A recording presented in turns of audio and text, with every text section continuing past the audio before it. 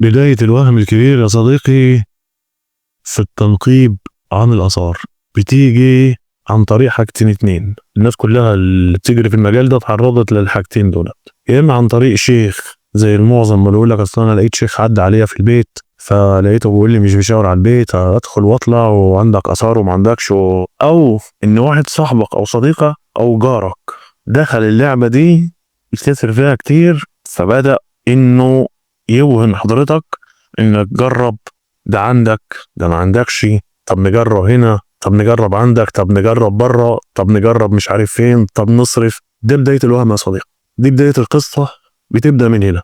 بدأت القصة معاك سواء بشيخ أو بصديق أو بأحد الأشخاص عموما أقنعك إنك تحفر، أو سبب أشياء معينة موجودة عندك فده سببها إن عندك آثار ولازم تحفر. العامية كلها أو 99.9 من الناس اللي بتجري في المجال ده معلوماتها كلها إن لو لقيت شاف يبقى أنا عندي آثار، لو لقيت تغيرات في التربة يبقى أنا عندي آثار، لو لقيت طوب أو عظم أو صدف أو فحم أو يبقى أنا عندي آثار. أنت خلاص مضحك عليك، اتوهمت من أحد الأشخاص إن أنت عندك كنز وهتحفر عليه. فمجرد إن حضرتك ما تبدأ بالحفر تبدأ تظهر معاك الشواهد، وكده يثبت عندك الكذبة اللي أقنعك عشان خاطر تحفر بيها. ما هو معروف وانت عارف وانا عارف وده عارف ان مجرد بس ما الاقي شقف لقيت آثار او عندي آثار يبدأ يتلاعب عليك. ايه؟ هتقابلك حجر، سأل نبينا حجر، هيقابلك قالب، ده الراجل ده لو كان كاهن وبيدفن معاهم مش هيقول لي كده. هتلاقي طينة خضراء، طب ما هو ده اساسي اللي انا هلاقي طينة خضراء. هتلاقي طينة حمراء، هو ده معروف. لا لا لا لا طبعا انت بقى ايه قاعد شغال تحت، الله يبارك لك يا شيخ، الله يبارك لك يا دكتور، الله يبارك لك مش عارف ايه، ده لو كان بيدفن معاهم ما كانش حافظ كل ده. عادي، ما ده طبيعي انك ما دام لقيت مخلفات من عصور قديمه زي الشقف فطبيعي بالتالي يا اما هتلاقي حجاره، يا اما هتلاقي الطوب لبن، يا اما هتلاقي طوب احمر او كسر حجاره. ده الطبيعي.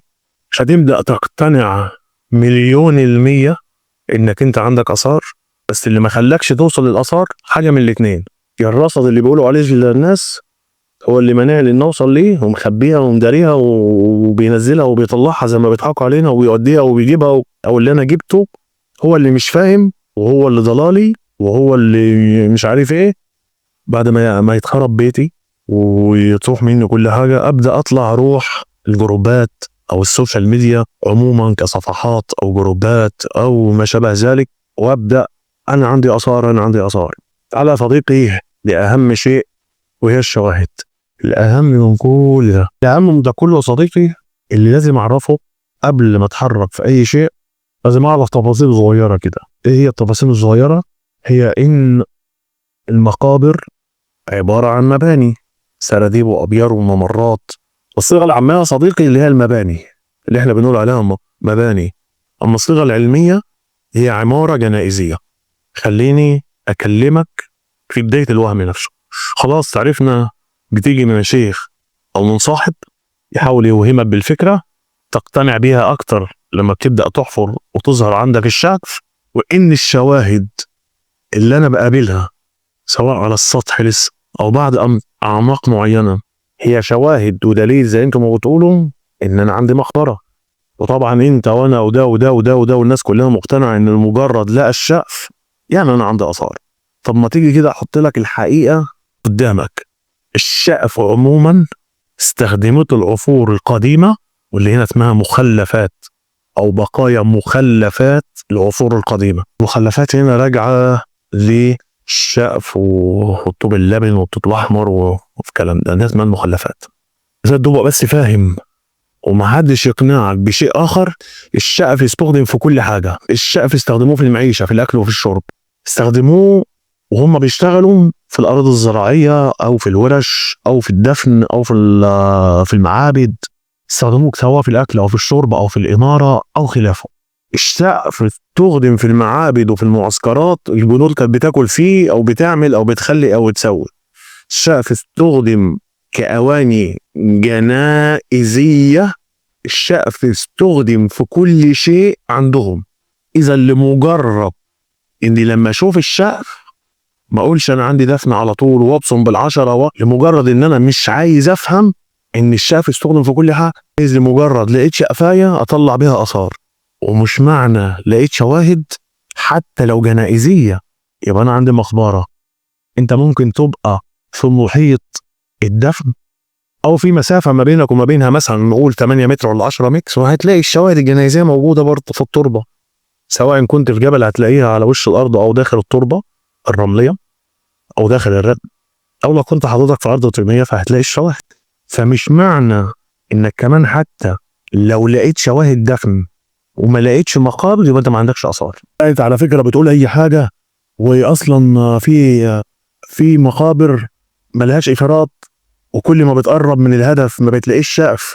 ما هو في مقابر فرعونيه او رومانيه او خلافه ما بيبقاش فيها مخلفات، او كل ما قرب من الهدف او داخل على الباب الشقفي اللي معايا ده، لو افترضنا ان الكلام ده صح هترجع للنقطه اللي انا بقولها لك. ايه هي بقى النقطه؟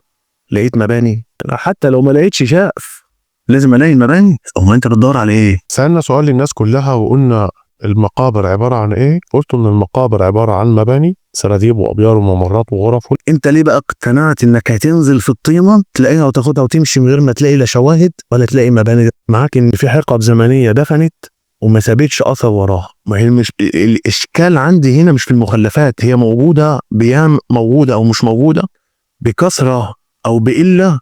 المشكله مش عندي في المخلفات، امال ايه المشكله عندك؟ المشكله عندي في المباني. يعني انا لازم الاقي مباني عشان اقول اني عندي مقبرة. طب هل اي مباني تحت الارض تبقى مقبرة؟ لا طبعا. لازم الاقي مباني وتكون عماره جنائزيه، اذا هي استخدمت او اتعملت عشان المقبره، اذا انا عندي مقبره وعندي دفن. لان من شكل المباني بعرف ان هي استخدمت في الدفن او استخدمت في المعيشة، وده هكلمك عنها في فيديوهات جاية. اذا سواء في مخلفات او ما فيش مخلفات لازم الاقي مباني عشان اقدر من خلالها اقول ان المباني دي بتاعت مقبره، اذا انا عندي مقبره. غير كده بقى صديقي، انت بتجري ورا الوهم وبتجري ورا السراب. جريك ورا الطينة ده وهم، جريك ورا ان الشقف عندك مقبرة ده برضه وهم. ما تضيعش فلوسك وافهم، وهكلمك عن كل شيء في فيديوهات جاية عن الموضوع ده. هكلمك عن المباني وهكلمك عن كل شيء. تجريش ورا الوهم، ما تجريش ورا الناس دي، لان في الاخر هي خراب بيتك في الاول، وفي الاخر هو خراب بيتك وتضييع فلوسك. ان شاء الله الفيديوهات توعية مستمرة، وده اول فيديو من السلسلة على احمد سفاري، ودي صفحة زي الاشارات ما بتقول. السلام عليكم.